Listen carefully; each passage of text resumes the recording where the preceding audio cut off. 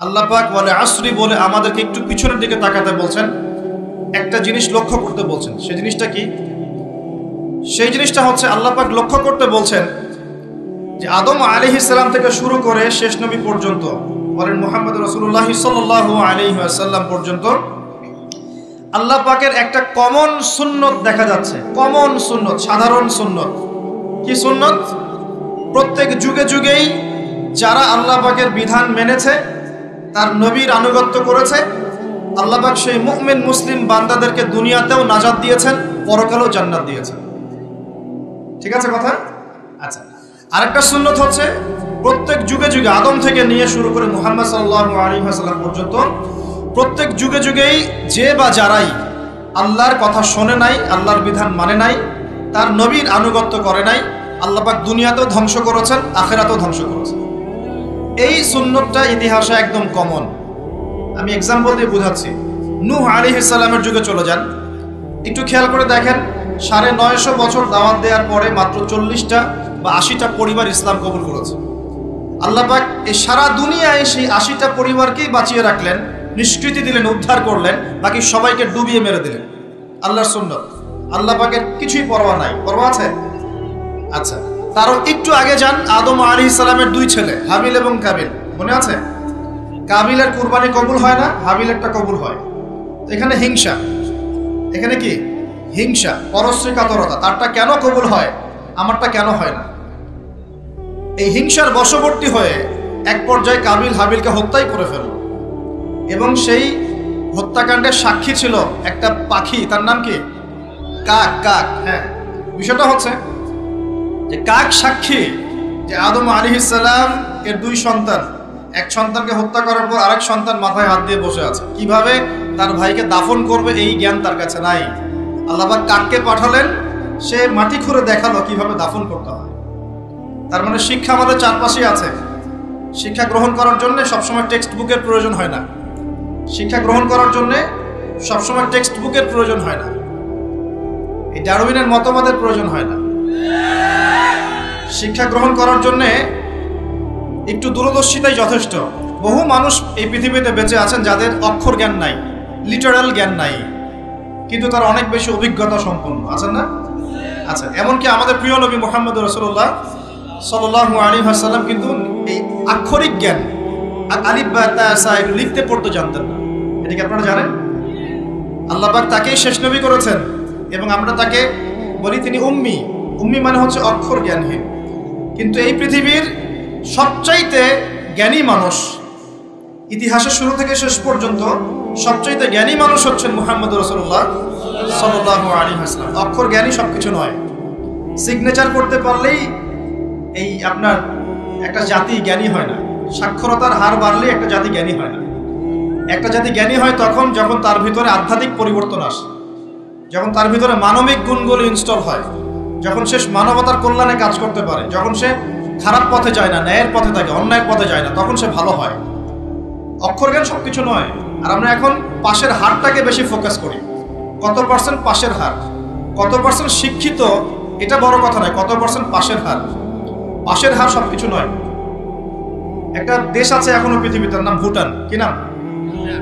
বলা হয় যে পৃথিবীর সবচেয়ে সুখী দেশগুলোর মধ্যে একটা হচ্ছে ভুটান। তারা কিরকম জানেন? কৃষিকাজ করে। হ্যাঁ, কৃষিকাজ করে, দিন আনে দিন খায়, চাষাবাদ করে, ফসল ফলায়। যে ফসল খাওয়া দাওয়া পর করার পরে যেটা বেঁচে যায় সেটা এক্সপোর্ট করে। কেউ কারোর সাথে হানাহানিতে যায় না। হ্যাঁ, ছোট ছোট ছোট পরিবার বিভক্ত, গোত্রীয়, সেখানে গোত্রীয় বিভাগ কাছে কিছু, পলিটিশিয়ানরাও আছেন, কিন্তু কারোর সাথে কোনো হানাহানি কাটাকাটি এইসবে নাই তারা। পৃথিবীর সবচেয়ে সুখী দেশগুলোর তালিকায় ভুটানকে বলা হয় একটা দেশ। শিক্ষা নিলেন কাবিল কার কাছ থেকে? কাকের কাছ থেকে। এখানে একটা হাদিস মনে পড়ে যায়, শেয়ার করি। নবী সাল্লাল্লাহু আলাইহি ওয়াসাল্লাম বলেছেন, এই পৃথিবীতে প্রথম হত্যাকাণ্ড সংগঠিত করেছিল কাবিল। এই জন্যই এই পৃথিবীতে যত মানুষকে অন্যায়ভাবে হত্যা করা হবে, বিনা কারণে অন্যায়ভাবে হত্যা করা হবে, এই সমস্ত খুনের যে পাপ, এই পাপের একটা অংশ কাবিলের আমল নামায় যুক্ত করা হবে। বলি নাউজুবিল্লাহ। সদকায়ে জারিয়া যেমন আছে, আরেকটা টার্ম আছে, সেটা হলো গুনাহে জারিয়া। এটা কি? একটা মাদক দ্রব্যের বার খুলেছেন, আপনি মারা যাওয়ার পরেও যদি মানুষ মাদক খেতে থাকে, কবরে শুয়ে শুয়ে গোনা পাবেন ইনশাআল্লাহ। একটা গান গেয়েছেন যেখানে আজে বাজে মিউজিক আছে বা আজে বাজে শিরকি কথা আছে, কুফরি কথা আছে, মানুষকে আপনার আল্লাহ থেকে দূরে সরাচ্ছে। যত মানুষ সেই গান গাবে এবং শুনবে, আপনার মৃত্যুর পরেও কবরে শুয়ে শুয়ে সেই গোনা পাবেন ইনশাআল্লাহ। একজন মানুষ সিনেমা হল করেছে এবং সেখানে নগ্ন ছবি প্রদর্শন করা হয়। এখনকার বেশিরভাগ সিনেমাতেই নগ্ন ছবি দেখানো হয়, কারণ এখন অনলাইনে ঢুকলেই মনে হয় এই জগৎ সমান সমান যৌনতা, মানে এই পৃথিবীটাই মানে যৌনতা, সবখানেই যৌনতা। এমনকি একটা স্যান্ডো গেঞ্জি কিনতে যাবেন, সেখানেও দেখবেন একটা নগ্ন মেয়ের ছবি দিয়ে রেখে দিয়েছে, সব যৌনতা। তো এই যে সিনেমা হলটা করেছেন, যত মানুষ এখানে সিনেমা দেখবে, যদি আপনি মারাও যান, যত মানুষ সিনেমা দেখতে থাকবে, এই গোনার একটা অংশ আপনার কবরে অটোমেটিক ট্রান্সফার হতে থাকবে ইনশাআল্লাহ।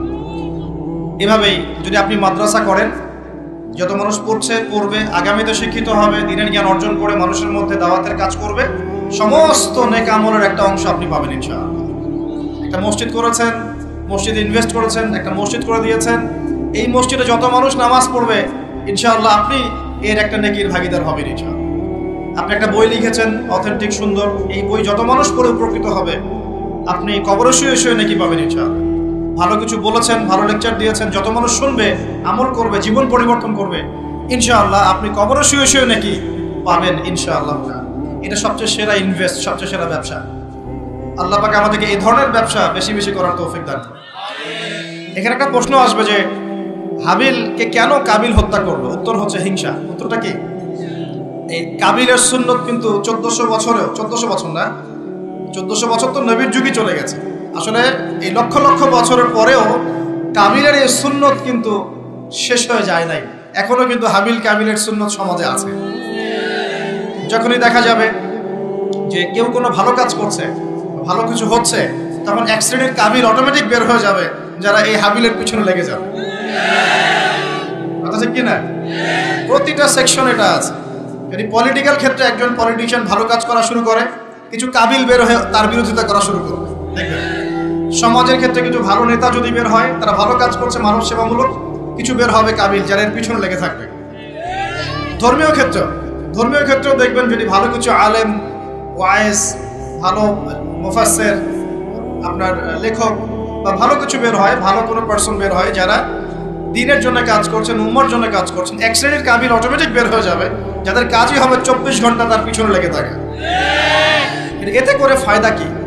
এতে করে কাবিলদের কোনো ফায়দা নেই, এতে করে হাবিলের ফায়দা আছে। কিরকম ফায়দা? হাবিল কি বলছিল? হাবিল বলছে যে তুমি যদি আমাকে মারার জন্য হাত প্রশস্ত করো, আরেকটা পড়ে দেখেন, সূরা মাইদার মধ্যে আছে, শুরুর দিকেই আছে, তুমি যদি আমাকে হত্যা করার জন্য হাত প্রশস্ত করো, আমি কখনো তোমাকে হত্যা করার জন্য হাত বাড়াবো না। এটা হাবিলের কথা। কত উচ্চ লেভেলের শিক্ষা তার পিতামাতা তাকে দিয়েছেন, কত উঁচু লেভেলের শিক্ষা আদম আলাইহিস সালাম এবং হাওয়া আলাইহিস সালাম তাকে দিয়েছেন, কত উচ্চ মানের তাকওয়া তার মধ্যে ছিল। সে বলছে, তুমি যদি হাত বাড়াও আমাকে মারার জন্য, হে কাবিল, আমি তোমাকে হত্যা করার জন্য আমার হাত বাড়াবো না, বরং আমি ভয় করছি আমাকে হত্যা করলে তুমি আমার এবং তোমার সমস্ত গোনা নিয়ে কিয়ামতের মাঠে উঠবে এবং তুমি শয়তানের অন্তর্ভুক্ত হয়ে যাবে। তাহলে কাবিল কি শেষমেশ এই দলে পড়ে নাই? এই দলেই পড়েছে। আল্লাহ পাক আমাদের সবাইকে হাবিল হওয়ার তৌফিক দান করুন, আর দৃশ্য অদৃশ্যের কাবিলদের থেকে আল্লাহ পাক হেফাজত করুন বলি আমি। এখানেও একটা সুন্নত আল্লাহ পাকে দেখেন, সময়ের কসম, খেয়াল করেন যে ওই সময়েও আল্লাহ পাক হাবিলকে রক্ষা করেছেন, পরকালে জান্নাত দিয়েছেন। কাবিল কিন্তু জান্নাতে যাচ্ছে না, তার ঘরের মধ্যে নিজের ভাইয়ের হত্যার অপরাধ আছে। নবী পরিবারের সন্তান হওয়া সত্ত্বেও তার পরিণতি কিন্তু ভালো হলো না। খেয়াল করেছেন কি?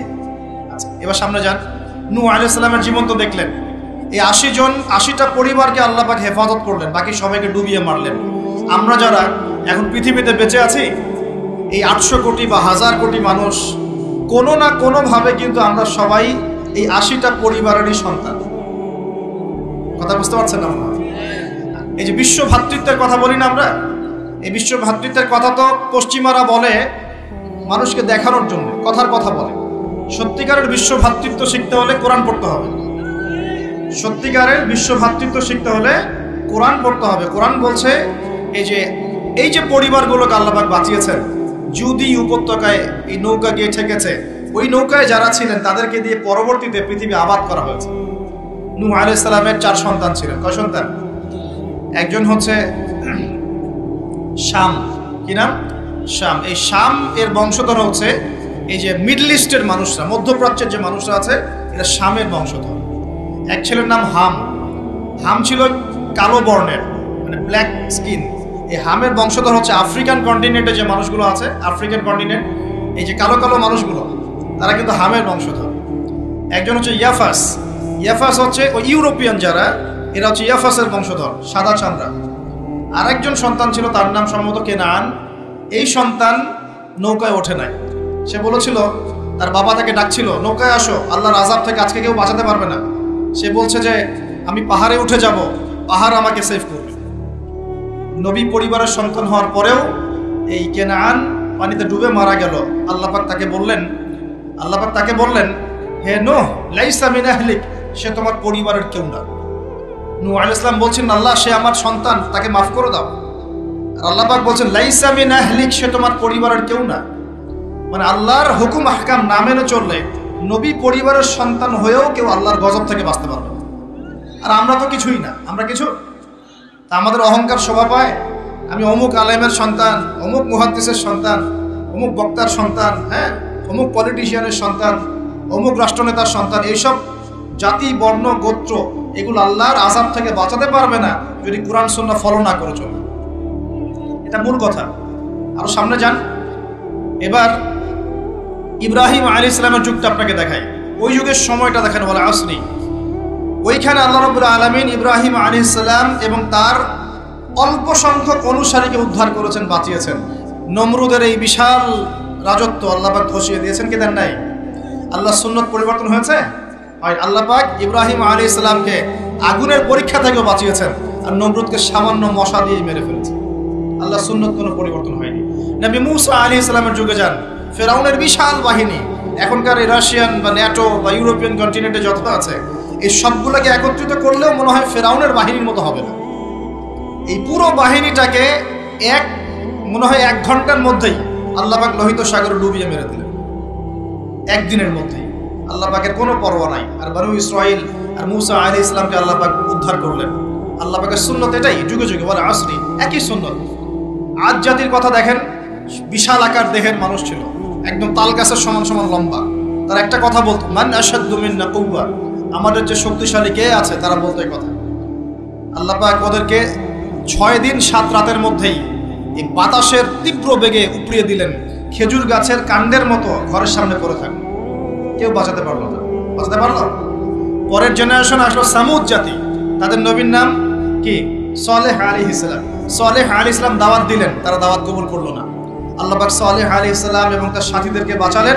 সামুদ জাতিকে বজ্রপাত, বিদ্যুৎ চমকায় না, বিদ্যুৎ, এই বিদ্যুৎ দিয়ে পুরো সামুদ জাতিকে আল্লাহ পাক ধ্বংস করলেন। কিভাবে ধ্বংস করলেন জানেন? একবার খালি একটা শব্দ হয়েছে, বিকট এক শব্দেই শেষ। একটা বিকট শব্দ, বাস এক শব্দে সবার জান চলে গেছে, জান কবজ হয়ে গেছে, এক শব্দের মধ্যে সামুদ জাতি শেষ। একটা জাতির নাম ছিল মাদিয়ান, কওমে মাদিয়ান। এই জাতির নবী ছিলেন শুআইব আলাইহিস সালাম। এই জাতির পাপ ছিল, তারা মাপে কম দিত। কি করতো? আজকে যারা ব্যবসা করে মাপে কম দেন, সতর্ক হয়ে যাবেন। একটা জাতির উপর দুর্ভিক্ষ নেমে আসে তখন, যখন ওই জাতি মাপে কম দেয়।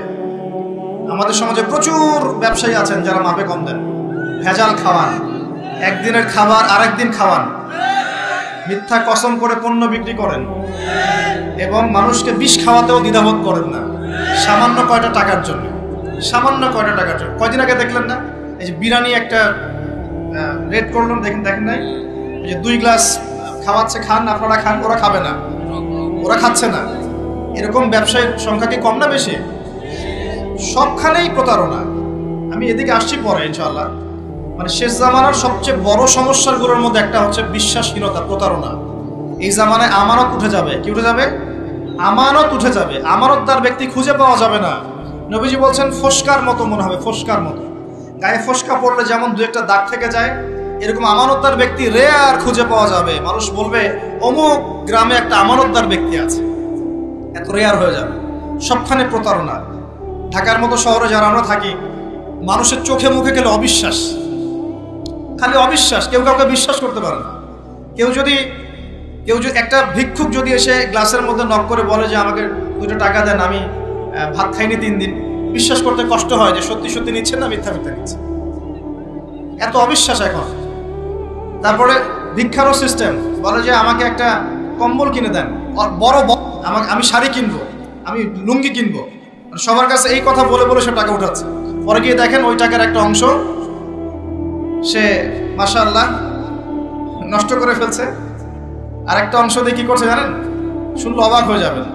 একটা কোলের বাচ্চাকে নিয়ে ভিক্ষা করছে। কোলের বাচ্চা, এই কোলের বাচ্চাটা সে হায়ার করে আনছে একজনের কাছে, ভাড়া নিয়ে আসছে। সেটা তার বাচ্চা না, অন্য কারো বাচ্চা ভাড়া নিয়ে আসছে, এবং সেই বাচ্চাটাকে ঘুমের ওষুধ খাইয়ে দেয়। কি খাইয়ে দেয়? ঘুমের ওষুধ খাইয়ে দেয়।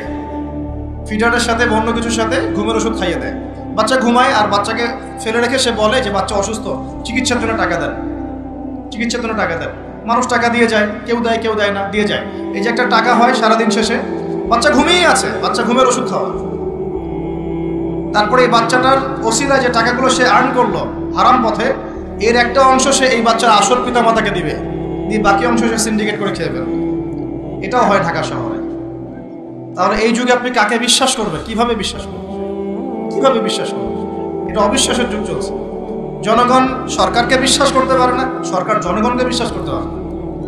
সমাজ নেতা জনগণকে বিশ্বাস করতে পারে না, জনগণ সমাজ নেতাকে বিশ্বাস করতে পারে না। একজন ইমাম সাহেবকে মুসল্লি বিশ্বাস করতে পারে না, মুসল্লিকে ইমাম সাহেব বিশ্বাস করতে পারে। কোনো কোনো ক্ষেত্রে একটা ওয়াজ মাহফিল হচ্ছে, ওয়াজ মাহফিলের আয়োজক কমিটিকে বক্তা বিশ্বাস করতে পারে না, বক্তাকে ওয়াজ মাহফিলের কমিটি বিশ্বাস করতে পারে। এমনও হচ্ছে, ওয়াজ করে চলে গেছি, এমনও হয়েছে যে ওই যে খামের ভিতরে সব পাত্তি, কিছুই নাই।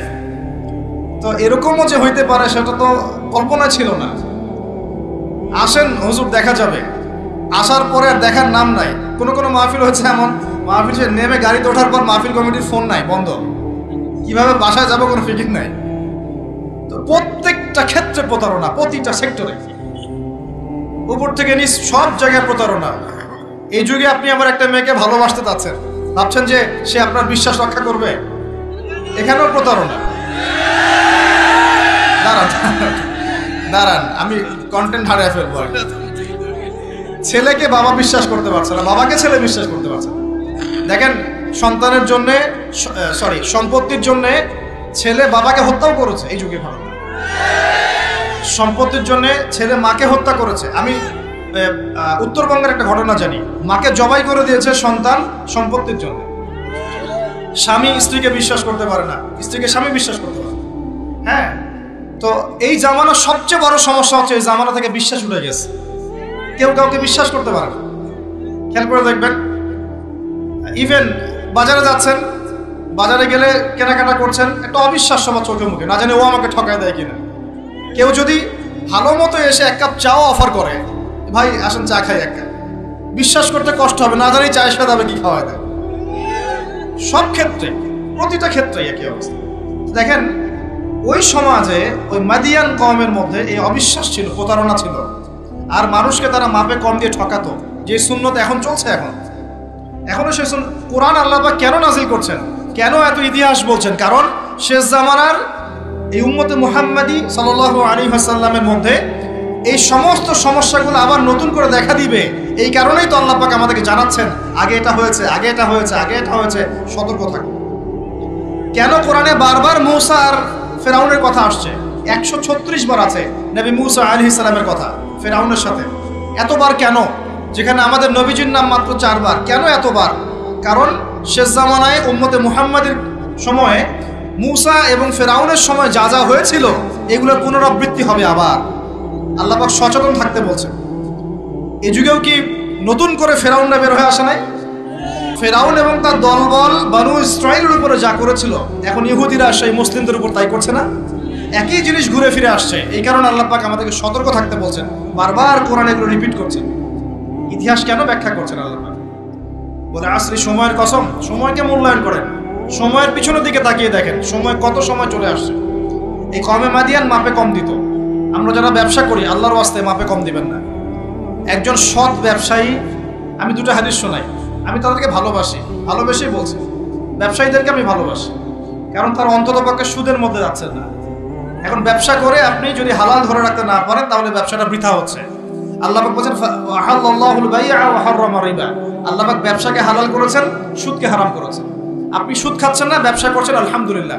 কিন্তু যদি আপনি মাপে কম দেন, মিথ্যা কসম করে পণ্য বিক্রি করেন, সিন্ডিকেট করেন, মাল ইচ্ছা করে মজুদ করে পরে দাম বাড়িয়ে দেন, এই যে 2 নম্বরে যদি করেন, আমানতের খেয়ানত করেন, তাহলে আপনাদের এই পাপের কারণে পুরো জাতির উপর দুর্ভিক্ষ নেমে আসবে, এটা হাদিস।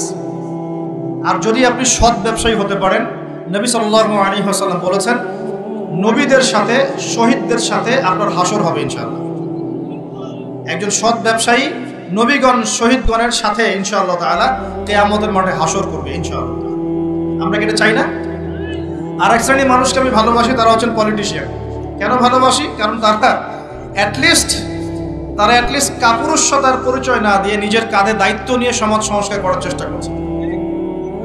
আমাদের সমাজে 2 ধরনের মানুষ আছে। এক, যারা খালি সমালোচনা করতে পারে, ভালো মন্দ কমেন্ট করতে পারে। আর এক শ্রেণীর মানুষ চ্যালেঞ্জ গ্রহণ করতে পারে যে আমি চ্যালেঞ্জ নিয়ে এটাকে পরিবর্তন করব। এই 2 শ্রেণীর মানুষ পাবেন আপনি। এক, কোনো কাজের না, সারাদিন কমেন্ট করতে পারে, এটা ভালো না, এটা ভালো, এটা খারাপ, এটা এই দেশে এটা করতে হবে, ওইটা মানে এদেরকে আমি নাম দিয়েছি করতে হবে গ্রুপ অফ ইন্ডাস্ট্রিজ। মানে করতে হবে, এটা করতে হবে, ওইটা করতে হবে, এটা করা উচিত, ওইটা করা উচিত। খুবই বুদ্ধিদীপ্ত মানুষেরা, কিন্তু কাপুরুষ। কারণ নিজেরা চ্যালেঞ্জ গ্রহণ করে এটা বিপদ ফেস করে সামনে যেতে পারে। আলেমদের ভুল ধরছেন, আপনি নিজে আলেম হচ্ছেন না কেন? আলেমদের অনেকের ভুল ধরছে, তা আপনি পড়াশোনা করে আলেম কেন হচ্ছেন না? সমাজ পরিচালনাকারীদের ভুল ধরছেন, সমালোচনা করছেন, তা আপনি সমাজ চালাচ্ছেন না কেন? রিস্ক নিচ্ছেন না কেন? দাঁড়ান, আসেন এখানে। আপনি পলিটিশিয়ানদের সমালোচনা করছেন, তাহলে আপনি পলিটিশিয়ান কেন হচ্ছেন না? আপনি ইকোনমিক সেকশনের মানুষদের সমালোচনা করছেন, আপনি কেন দায়িত্ব নিচ্ছেন না? কেন যোগ্যতা অর্জন করে, ঝুঁকি নিয়ে, চ্যালেঞ্জ গ্রহণ করে সমাজ পরিবর্তন করার রিস্ক নিচ্ছেন না কেন? তাহলে 2 শ্রেণীর মানুষ পাওয়া যায়। কিছু মানুষ শুধু কথাই বলতে পারে, আর কিছু মানুষ কাজ করে দেখায়। তো অ্যাটলিস্ট তারা কাজ করে দেখানোর জন্যে বা মানুষের ভালো করার স্বার্থে তার একটা দায়িত্ব কাঁধে নিয়েছেন। হয়তো দায়িত্বের যে ইসলামাইজেশন বা ইসলামিক দায়িত্ববোধ, এটা তাদেরকে হয়তো বোঝানো যাচ্ছে না, এটা সমস্যা। কিন্তু যদি এই দায়িত্বটাকে ইসলামাইজড করে পালন করা যায়, সমাজের কল্যাণ না কল্যাণ। একজন দায়িত্বশীল ব্যক্তি তিনি যদি কোরআন সুন্নাহর মানদণ্ডে বিচার ফয়সালা করা শুরু করেন, সমাজে কি কল্যাণ হবে না অকল্যাণ হবে?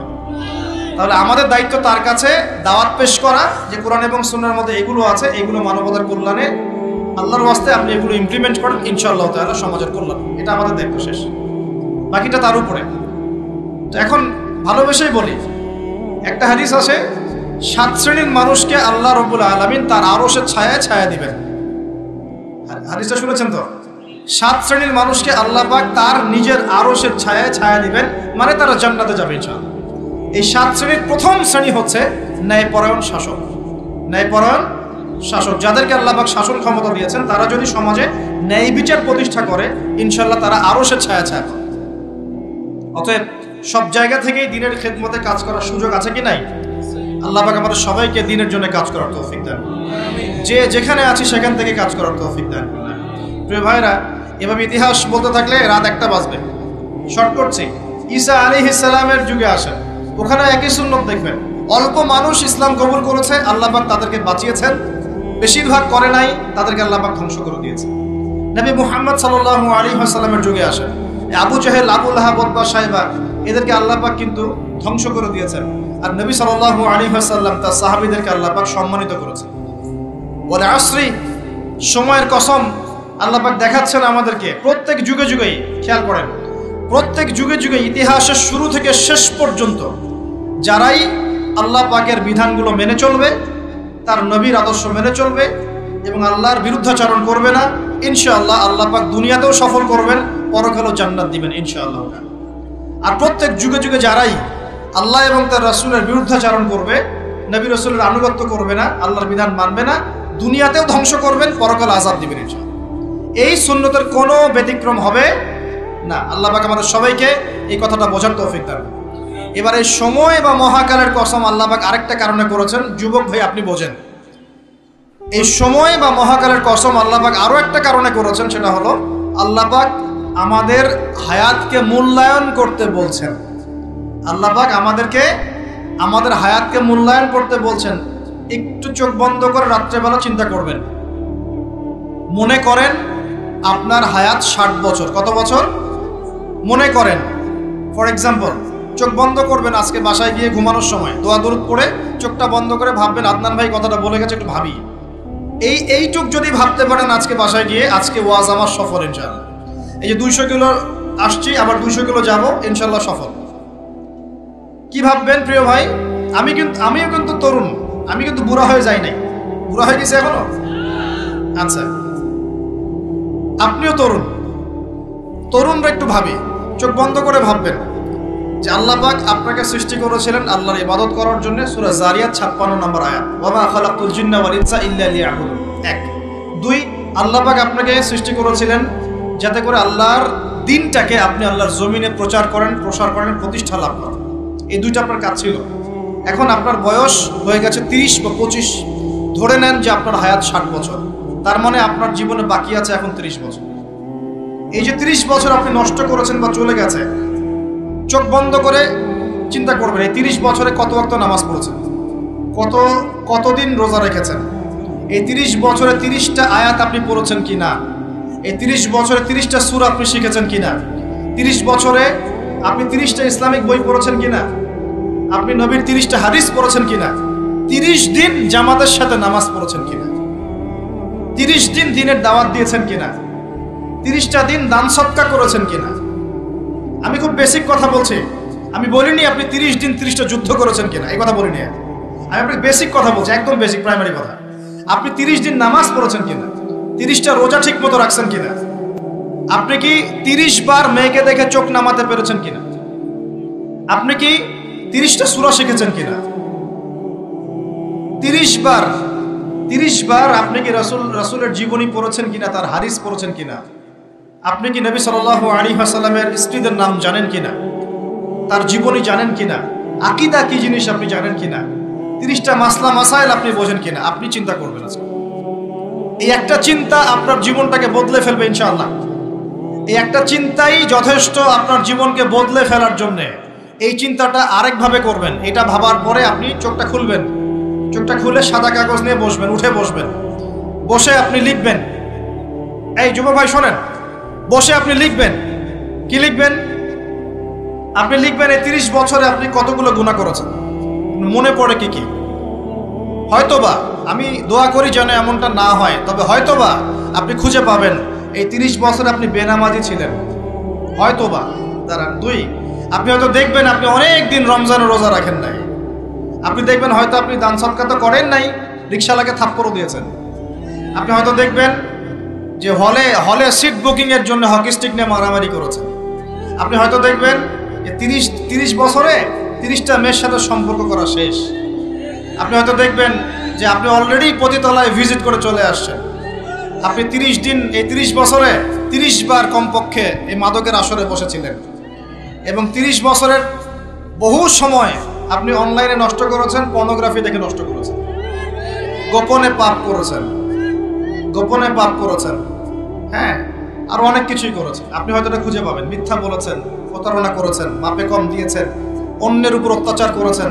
আপনি আপনার যৌবনকে কাজে লাগিয়ে, এই শক্তিটাকে কাজে লাগিয়ে আপনি ইসলামের বিরুদ্ধাচারণা করেছেন, হয়তো এটাও পাবেন। এই একটা চিন্তা যদি করতে পারেন, এখন আপনার সামনে এখন রাস্তা দুটা। আপনার বাকি বয়স আছে এখন 30 বছর। ওয়াল আসরি, সময়ের কসম। আপনার সময়, আপনার জীবনের সময়টাকে মূল্যায়ন করতে হবে।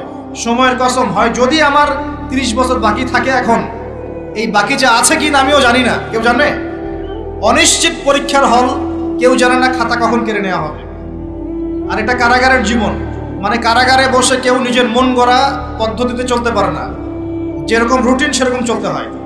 কারাগারের জীবনে বসেই আপনি সুদ খাচ্ছেন, কারাগারে বসেই ঘুষ খাচ্ছেন, কারাগারে বসেই জেনা করছেন, কারাগারে বসেই বেনামাজি থাকছেন, কারাগারে বসেই হোয়াটসঅ্যাপে মেসেঞ্জারে মেয়েদের সাথে প্রেম করছেন, কারাগারে বসে।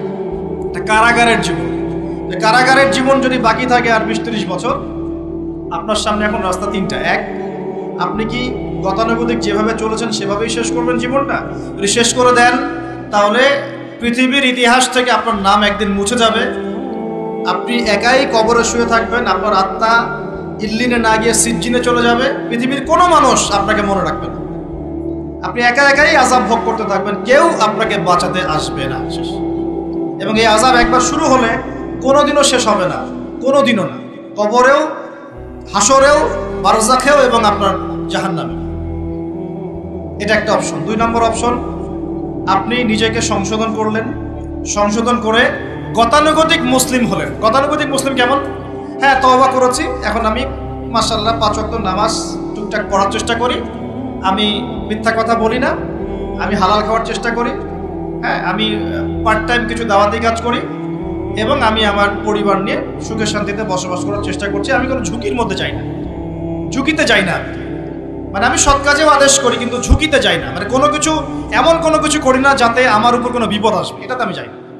গতানুগতিক মুসলিম চলছে। আর একটা হচ্ছে সমাজ পরিবর্তনকারী মুসলিম। এরা কেমন? এরা নিজেরা তো জ্ঞান অর্জন করেই এবং জ্ঞান অনুযায়ী আমলও করে, তারা সৎ কাজে আদেশও করে, একই সাথে অসৎ কাজে নিষেধও করে, সত্যটাকে নির্ভীকতার সাথে, সাহসিকতার সাথে, হিকমার সাথে সবার সামনে উপস্থাপন করে, আল্লাহর কাছে দোয়া করে এবং সমাজটাকে পরিবর্তন করে ফেলার চেষ্টা করে। এরা হচ্ছে আহসান, সবচেয়ে উত্তম শ্রেণী। কিভাবে বললাম উত্তম শ্রেণী? নবীজি বলছেন তোমাদের সামনে একটা জামানা আসবে, এটাও শেষ জামানার হাদিস। তোমাদের সামনে একটা জামানা আসবে, জামানা সবরিন, কঠিন সবরের জামানা, ঈমান ধরে রাখা হাতে জ্বলন্ত আগুন ধরে রাখার মতো হবে। ওই সময় যদি তোমরা কেউ আমার সুন্নতের উপর অটল থাকতে পারো, আমার মৃত সুন্নতকে আবার জীবিত করতে পারো, তাহলে 50 জন শহীদ সাহাবীর নেকি পাবে ইনশাআল্লাহ। এরা সমাজ পরিবর্তনকারী মানুষ। আর ইতিহাসে যারা সমাজ পরিবর্তনকারী মানুষ, তাদের জীবনে পরতে পরতে বিপদ আপদ বালা মুসিবত আসবেই। আমার ছোট্ট গবেষণায় 4টা ক্ষেত্র থেকে আসতে পারে যখন আপনি হকের উপর থাকবেন। 1 নাম্বার, প্রথম বাধা চলে আসবে পরিবার থেকে। কোত্থেকে? পরিবার। আপনি গতানুগতিক মুসলিম হলে আপনি সব জায়গায় পার পেয়ে যাবেন, কিন্তু যদি একটু কঠোরতা প্রয়োগ করেন যে আমি একদম কোরআন সুন্নাহ 100% ফলো করতে চাই, আমি এমন না যে নামাজও পড়ি শুধু খাবো, এমন হব না, আমি নামাজও পড়বো শুধু খাবো না, আমি রোজাও রাখবো, আমি যাকাতও দিব, আমি হজ উমরাও করবো, আল্লাহর বিধানের প্রতি শ্রদ্ধাশীল থাকবো, চেষ্টা করবো ইসলামটা প্রসার করার প্রতিষ্ঠার চেষ্টা করবো, তখন আপনার প্রথম বাধা আসবে পরিবার থেকে। দাড়ি রাখছো কেন? দাড়ি রাখলে তোমাকে এরকম লাগে, হ্যাঁ, তুমি টাকরির উপরে কাপড় কেন পরলে তোমাকে অমন লাগে, আগে তো গিটার বাজাইতা, আগে তো গান গাইতা, আগে মেয়ে নিয়ে থাকতা, ভালো ছিল, এখন কেন সারাদিন বই নিয়ে পড়ে থাকো, ইসলামিক বই নিয়ে পড়ে থাকো, নামাজ নিয়ে পড়ে থাকো? হ্যাঁ, কি পরিবর্তন হলো! বাবা মার টেনশন, এখন পিতামাতার টেনশন। কেউ এরকম অ্যাডভার্টাইজ বানিয়ে টিভিতে দেখাচ্ছে, এগুলো দেখেন নাই? আগে ছেলে ভালো ছিল, হঠাৎ করে কি পরিবর্তন হয়ে গেল। হ্যাঁ, সুবহানাল্লাহ। আল্লাহর পথে ফিরে আসা মানুষের ক্রাইটেরিয়া এগুলো মেনশন করে বলছে, এগুলো দেখা গেলে যোগাযোগ করবেন স্থানীয় কর্তৃপক্ষের সাথে, ওই ছেলের মতো সমস্যা আছে। আস্তাগফিরুল্লাহ, আস্তাগফিরুল্লাহ। একজন ব্যক্তি গিটার বাজাতো, গান গাইতো, মাদকের সাথে ছিল, মেয়ে নিয়ে ফুর্তি করতো, সেখান থেকে এসে নামাজ পড়ছে, এই জন্য কি সে জঙ্গি হয়ে যাবে? এখন সে মাশাআল্লাহ কোরআন তেলাওয়াত করছে, কোরআন বোঝার চেষ্টা করছে, আলেম ওলামার কাছে গিয়ে পরামর্শ করছে, হাদিস পড়ছে, এই জন্য কি সে জঙ্গি হয়ে গেছে? পশ্চিমারা যা গিলায় আমরা তাই গিলি, পশ্চিমারা যা গিলায় আমরা তাই গিলবো কেন? ওদের কাছে কিসের জ্ঞান আছে? পশ্চিমাদের কাছে কোরআনের জ্ঞান আছে, হাদিসের জ্ঞান আছে। ও সিলেক্ট করে দিবে যে কোনটা জিহাদ আর কোনটা জঙ্গিবাদ। আশ্চর্য একটা ব্যাপার। কোরআন এবং সুন্নাহর চর্চা যদি মুসলিমরা করে, তাহলে কি তারা সন্ত্রাসী হয়ে যাবে? ওরা তো চাইবেই যেন আমরা এই কাজগুলো না করি, ওরা তো চাইবেই যাতে আমরা কোরআন সুন্নাহর চর্চা না করি। ওরা যা বলে সেই ভাষায় আমরা কথা বলা শুরু করেছি। ওরা বলছে, একটু পরে আমি বোঝাচ্ছি আপনাদেরকে, ওরা বলেছে যে জ্ঞান সেটাই, ভালো করে বোঝেন, জ্ঞান সেটাই যেটা পরীক্ষা নিরীক্ষা, যুক্তি বিজ্ঞান, দর্শন দিয়ে লাভ করা যায়। আর আমরা বলছি আল্লাহর ওহী হচ্ছে চূড়ান্ত জ্ঞান। আল্লাহর ওহী কি? চূড়ান্ত জ্ঞান। এই যে জ্ঞানতাত্ত্বিক পার্থক্য, ওরা যা দেখে না তাতে বিশ্বাস করে না, এই কারণে তারা জিনে বিশ্বাস করে না, আত্মায় বিশ্বাস করে না, আল্লাহ বিশ্বাস করে না, ফেরেশতায় বিশ্বাস করে না, পরের আগের আসমানি কিতাবে বিশ্বাস করে না, নবী রাসূলে বিশ্বাস করে না, কবরের আযাব, জান্নাত জাহান্নাম, মিজান, ফজিলত কোনো কিছু বিশ্বাস করে না। কেন করে না? ওদের এপিস্টেমোলজি হচ্ছে, জ্ঞানতাত্ত্বিক দর্শন হচ্ছে যা দেখি না বিশ্বাস করি। ওই দর্শনটা আমরা কাট পেস্ট করে নিয়ে আমাদের ছোট বাচ্চাদেরকে এখন গিলাচ্ছি এগুলো। ওই দর্শন কেন ফলো করবো আমরা? আমাদের দর্শন হচ্ছে চূড়ান্ত জ্ঞান কার পক্ষ থেকে আসে? আল্লাহর পক্ষ থেকে আসে। আল্লাহ যা সত্য বলেছেন তাই সত্য। আল্লাহ যা মিথ্যা বলেছেন তাই মিথ্যা। আল্লাহর ওহী চূড়ান্ত সত্য মিথ্যার মানদণ্ড, মানুষের যুক্তি বিজ্ঞান দর্শন নয়। এই জায়গায় তো পার্থক্য, সে করেই তো পার্থক্য। এই জ্ঞানতাত্ত্বিক সংজ্ঞায় পার্থক্য বলেই তো আপনাকে ডারউইনের মতবাদ পড়াচ্ছে, কারণ সে তো বিশ্বাসই করে না যে মানুষকে আল্লাহ সৃষ্টি করেছে। আর আমরা বিশ্বাস করি আদম আলাইহিস সালামকে সৃষ্টি করেছেন কে। অতএব এই মতবাদের আমাদের কোনো প্রয়োজন নাই, কারণ আমরা তো জানি কোরআনে আল্লাহ পাক এটা বলেছে। যে জানে না, যার কাছে কোরআন নাই, যার কাছে হাদিস নাই, তার ওই মতবাদের প্রয়োজন আছে, আমার তো নাই। ওরা যা বলে আমরা তাই গেলার চেষ্টা করি। ওরা এগুলো সংজ্ঞা শিখিয়ে দিয়েছে যে মুসলিম যুবকরা এরকম এরকম করলে তারা খারাপ হয়ে যাবে, এখন ব্যাস এটা প্রচার করা হচ্ছে। আশ্চর্য বিষয়।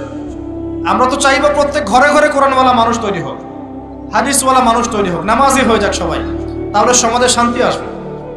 একজন নামাজি ব্যক্তি বেশি ভদ্র হয় না বেনামাজি ভদ্র হয় বলেন? নামাজ মানুষকে শৃঙ্খলা শেখায় না, কোরআন মানুষকে মানবতা শেখায় না।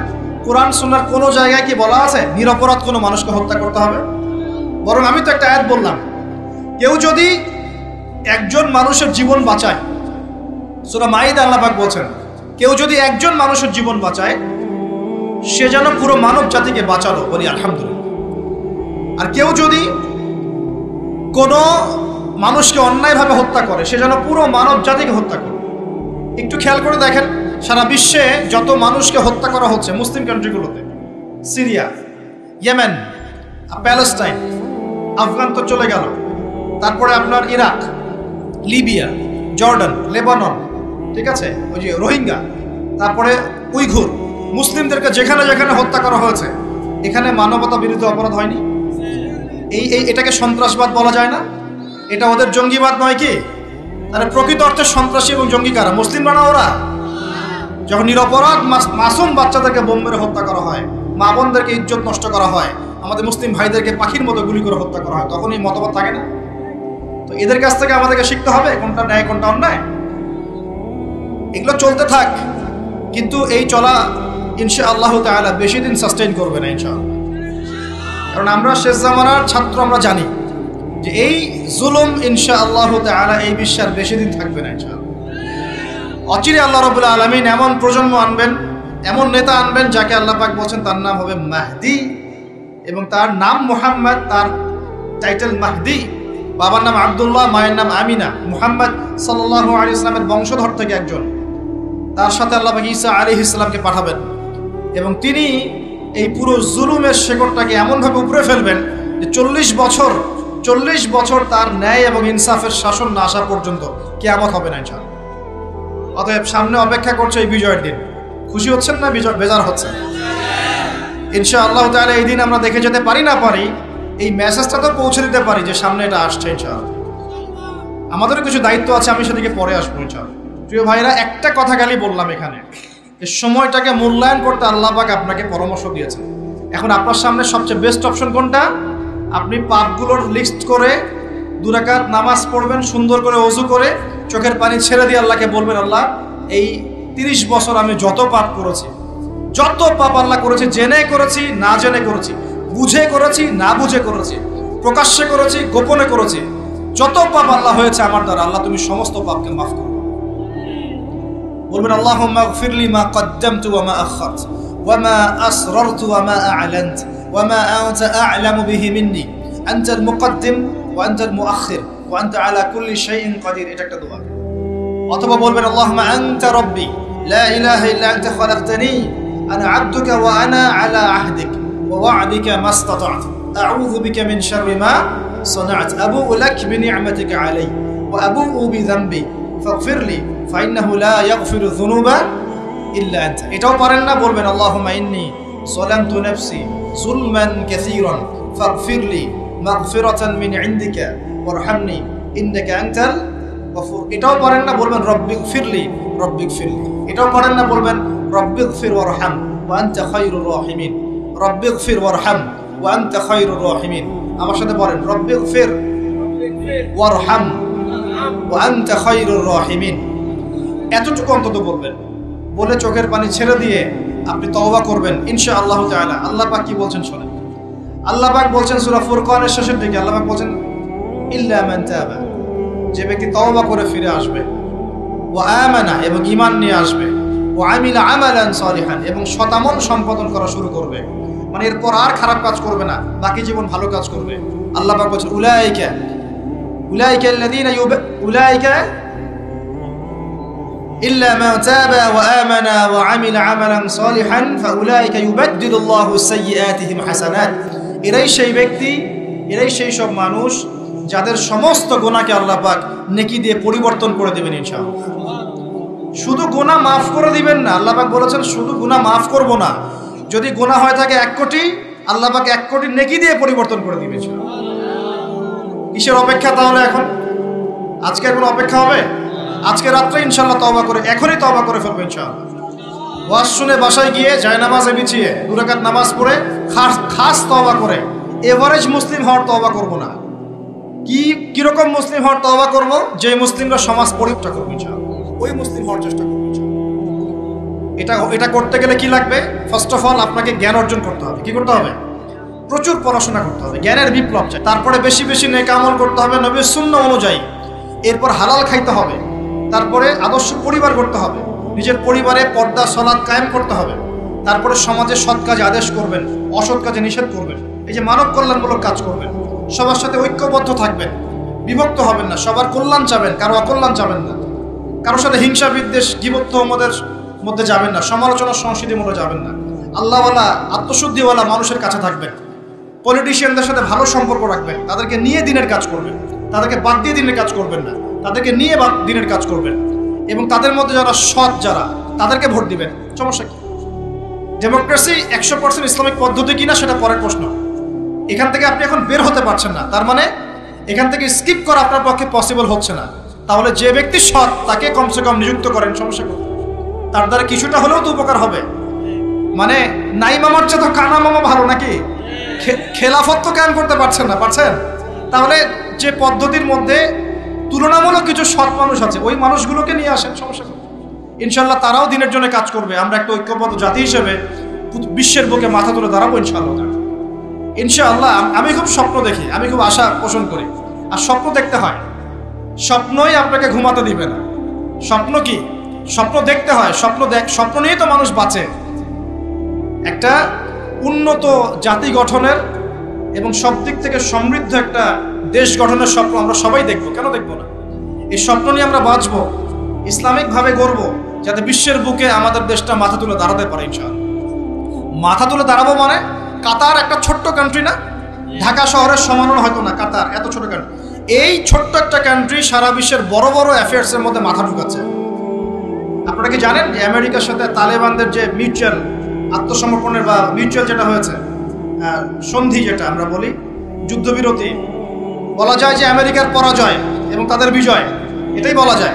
তো এখানে সবচেয়ে ভালো ভাইটাল রোল কে প্লে করেছেন জানেন? এই কাতার। ছোট্ট একটা কান্ট্রি। কাতার হচ্ছে আমাদের আয়তন অনেক বড়। ওই যে বলেছি উত্তর কোরিয়া ছোট্ট কান্ট্রি, মাথা পিছু আয় আমাদের চাইতেও কম। কোনো সময় মিসাইল বানিয়ে রেখে দিয়েছে, আমেরিকা ভয়ে তার সামনে যেতে পারে। খেয়াল করেছেন? আয়তন কিছুই না।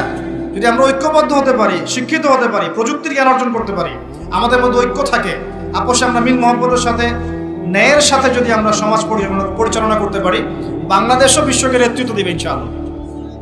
কেন আমরা সবসময় নতজানু হয়ে থাকবো? কি জন্য? আমরা ঋণ চাবো কেন? আমরা ঋণ দিব উল্টে ওদেরকে, আমরা ঋণ দিব ওদেরকে পুরো। আমরা কি দেই নাই মনে করছেন নাকি? একটা সময় ছিল যখন আমরাই সবাইকে লোন দিয়েছি, জানেন? একটা সময় ছিল যখন এই মুসলিমদের লোনের উপরে পশ্চিমরা টিকে থাকতো। আমরা ওদেরকে জ্ঞান দিয়েছি, মেডিকেল সায়েন্স দিয়েছি, প্রযুক্তির সবকিছু দিয়েছি। ওই মঙ্গোলিয়ানরা যখন আক্রমণ করেছিল বাগদাদ হালাকু খায়ের সময়, তখন আমাদের একটা অধঃপতন ঘটেছে। অনেক জ্ঞান, অনেক সম্পদ নষ্ট হয়ে গেছে। তারপর যখন ক্রুসেড শুরু হলো, ক্রুসেড ব্যাক টু ব্যাক 3-4টা ক্রুসেড হয়েছে, এই ক্রুসেডগুলোতে মুসলিমদের কিছুটা অধঃপতন হয়েছে। এরপর যখন অটোম্যানরা রাশিয়ার পক্ষ নিয়েছে, আর প্রথম বিশ্বযুদ্ধে যখন ব্রিটেন জয়লাভ করে, তখন মুসলিমদের অধঃপতন শুরু হয়েছে। এর আগ পর্যন্ত মুসলিমরা সারা বিশ্বকে শাসন করেছে। আমাদের ইতিহাস ভুলে গেলে চলবে না। স্বপ্ন দেখেন, ইতিহাস পড়েন। আল্লাহ পাক সময়ের মূল্যায়ন করতে বলেছেন। প্রিয় ভাইরা, ইতিহাস পড়েন, কোরআনের হিস্ট্রি পড়েন, বিশ্বের হিস্ট্রি পড়েন, নিজের সময়কে মূল্যায়ন করেন। আজকেই তওবা করেন, ফিরে আসেন এবং দিনের জন্য কাজ করার প্রত্যয় ব্যক্ত করেন। আল্লাহ পাক তৌফিক দান করুন। এই সময়ের কসম করে আল্লাহ বলছেন সবাই ক্ষতির মধ্যে আছে। সবাই বলতে কারা? সবাই বলতে সেই সব মানুষ বাদ দিয়ে যারা 4টা গুণ অর্জন করবে। কয়টা গুণ ভাই? মাত্র 4টা গুণ। কয়টা গুণ?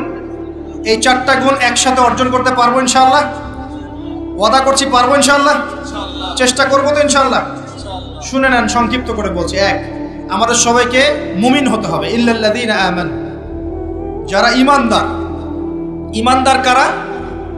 উত্তর হাদিসে জিবরিলের মধ্যে আছে, নবী সাল্লাল্লাহু আলাইহি ওয়াসাল্লামকে জিবরাইল আলাইহিস সালাম জিজ্ঞাসা করছেন, আখবিরনি আনিল ঈমান, হে নবী আমাকে ঈমান সম্পর্কে বলুন। এই জায়গায় একটু ভালো করে বোঝেন, এখানে বর্তমান যে শিক্ষা ব্যবস্থা নিয়ে যে কথাটা উঠেছে এর একটা গোড়ার সমস্যা চলে আসবে, একটু ভালো করে বোঝেন এই জায়গাটা। জিবরাইল আলাইহিস সালাম বলছেন, হে মুহাম্মদ সাল্লাল্লাহু আলাইহি ওয়াসাল্লাম ঈমান কাকে বলে?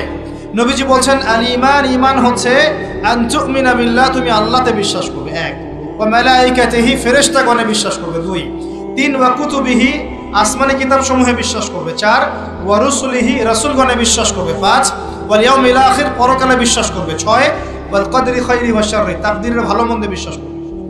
একটু মনোযোগ দিয়ে দেখেন, ঈমানের 6টা পিলার কি ছোঁয়া যায়? এগুলো কি কঠিন? এগুলো কি তরল? এগুলো কি বায়বীয়?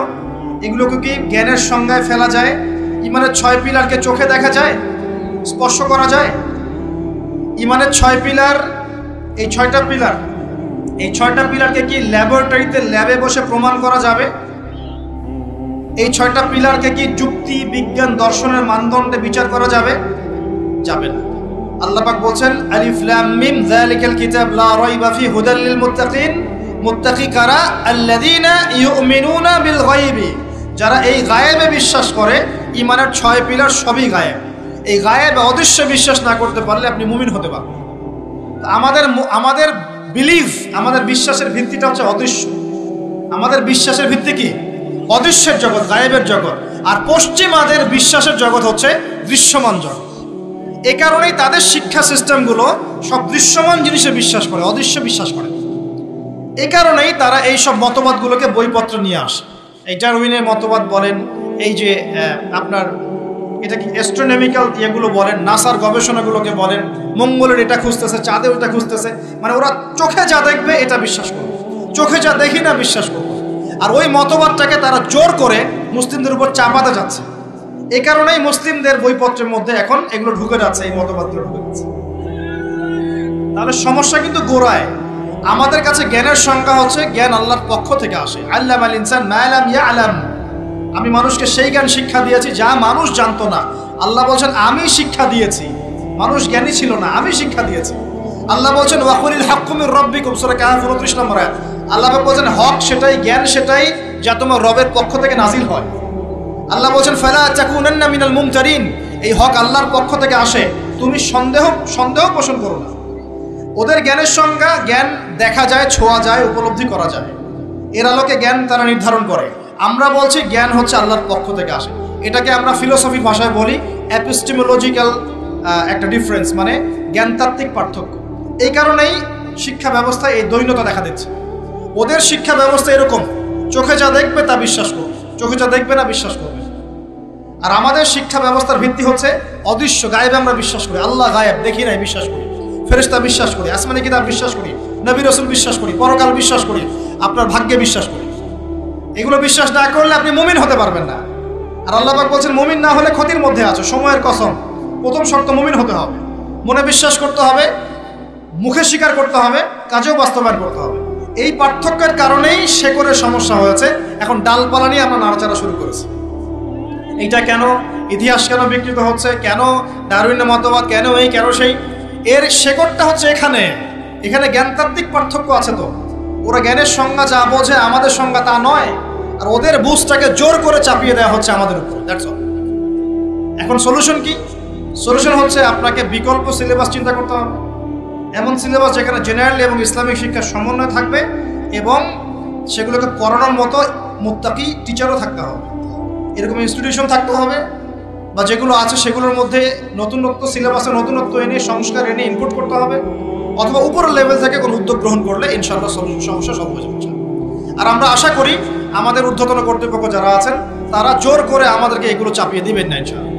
আমরা আশা করি তারা এগুলোর ব্যাপারে সচেতন হবেন এবং এই অনইসলামিক শিক্ষাগুলোকে আমাদের সোনামণিদের বই থেকে দূর করবেন ইনশাআল্লাহ। বিশ্বাস করেন, একটা বছর সময় লাগবে না, 1 বছর লাগবে না ইনশাআল্লাহ। 1 বছরের মধ্যে পুরো শিক্ষা সিস্টেমকে ঢেলে সাজানো সম্ভব। সম্ভব। প্রত্যেক প্লে গ্রুপ থেকে শুরু করে মাস্টার্স পর্যন্ত প্রত্যেক সেকশনে জেনারেল শিক্ষার সাথে ইসলামিক শিক্ষাকে সমন্বয় করা সম্ভব। 1 বছর লাগবে না ইনশাআল্লাহ। এই সদ উদ্যোগ যদি কেউ নিতে পারে, আমি দোয়া করে আল্লাহ পাক তৌফিক দান করুন, পুরো জাতির জন্য কল্যাণকর হবে ইনশাআল্লাহ। আমার ছেলে ডক্টর হবে, হাফেজে কোরআনও হবে ইনশাআল্লাহ, কি সমস্যা? হতে পারবে না? আমার ছেলে পলিটিশিয়ান হবে, সমাজকে নেতৃত্ব দিবে, সে আলেমও হবে ইনশাআল্লাহ, কি সমস্যা? একজন ইমাম সাহেব, মুফতি সাহেব, তিনি অর্থনীতির জ্ঞান রাখবেন, কি সমস্যা? কোনো সমস্যা? একজন মুহাদ্দিস মুফতি যারা ফারেগ হয়ে বের হচ্ছেন, তারা বিশ্ব রাজনীতি সম্পর্কে জ্ঞান রাখবেন, কোনো সমস্যা? সব কিছু আমরা পড়াশোনা করতে হবে, তারপরে আমরা যে যার সেকশন ভাগ করে নেব ইনশাআল্লাহ আযজা ওয়া জাল্লা। এইখানে একটা সমস্যা, জ্ঞানতাত্ত্বিক সমস্যা। ইমানের সংজ্ঞাটা শেখেন। ইমানের সব কিছু গায়েবে বিশ্বাস, আমরা গায়েবে বিশ্বাস করি। এখন শুধু বিশ্বাস করলেই কি হবে? না আমলও করতে হবে। কেউ যদি বলে আমি ইমানদার, নামাজ পড়ি না, চলবে কথা? আমি ইমানদার, যাকাত দেই না, আমি ইমানদার, রমজানের রোজা রাখি না, আমি ইমানদার, হজ করি না, আমি ইমানদার, কালিমা তাওহীদ শিরক বেদাত বুঝি না, হবে? আমাদের সবাইকে প্রকৃত ইমানদার হতে হবে। আল্লাহ পাক তৌফিক এনায়েত করুন, বলি আমিন।